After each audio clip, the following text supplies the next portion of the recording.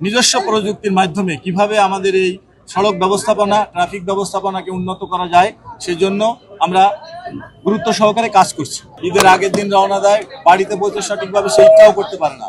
এই জন্য আমরা এবছর অত্যন্ত গুরুত্ব দিয়ে আমাদের ঈদ যাত্রায় যাদের যাত্রীদের কোনো ধরনের হয়রানি, টিকিটের মূল্য বেশি নেওয়া, রোডে কোনো ব্লকেট না হয়, যানজট না হয়, সেটা এনশিওর করার জন্য সকল মহাসড়কে আমাদের সরকারের পক্ষ থেকেও কোঅর্ডিনেশন মিটিং করা হয়েছে। বিশেষ করে স্বরাষ্ট্র মন্ত্রণালয়, যোগাযোগ মন্ত্রণালয়ের মন্ত্রী এবং স্বরাষ্ট্র মন্ত্রণালয়ের মন্ত্রী মহোদয়ের নেতৃত্বেও আমাদের কোঅর্ডিনেশন মিটিং হয়েছে, ইতিপূর্বে আপনারা জানেন।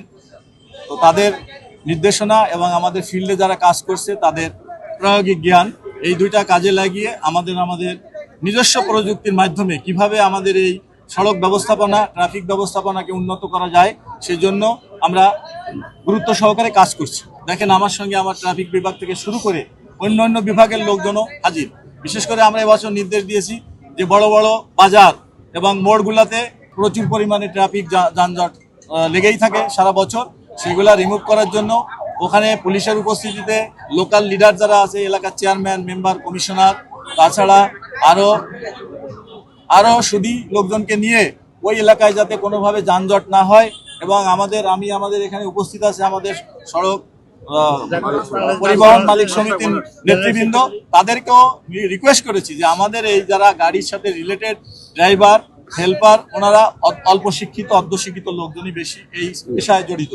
তো তারা কিন্তু অনেক সময় আমাদের ট্রাফিক আইনটাও জানে না, তারপর ট্রাফিক সিগন্যালিং বুঝে না, ট্রাফিক আইনটা মেনে চলে না, সড়কে যত্রতত্র গাড়ি রাখে এবং মাঝখানে একটা গাড়ি রেখে যাচ্ছে কিন্তু সে চিন্তা করে না আমার পিছনে অন্য গাড়িগুলো ব্লক হয়ে যাবে।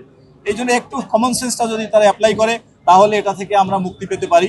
এই জন্য আমি আপনাদেরকে রিকোয়েস্ট অলরেডি বলেছি যে আপনারা একটা প্যাকেজ প্রোগ্রাম নেন, যে তাদেরকে মোটিভেশনাল প্রোগ্রাম, ট্রাফিক আইনটা শিক্ষা দেওয়া, তারপরে ফিডার রোড থেকে যখন গাড়িটা উঠবে অগ্রাধিকার কার, মেইন রোডে, এই জিনিসগুলো আমরা বুঝি না। দেখেন, জেব্রা ক্রসিংয়ে গাড়িটা এসে জেব্রা ক্রসিংটা বন্ধ করে, ওই জেব্রা ক্রসিংটা পথচারী পারাপারের জন্য, অথচ পৃথিবীর সকল দেশে জেব্রা ক্রসিংটার পিছনে ডেড স্টপ হয় গাড়ি সবসময়। এটা আমরা কেউই মানি না।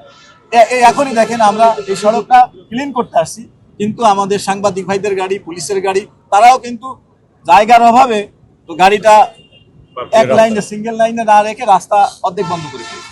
এই জিনিসগুলো আমাদেরকে সচেতন হতে হবে। এটা যদি আমরা নিজের বিবেক অ্যাপ্লাই না করি তাহলে কিন্তু হবে না।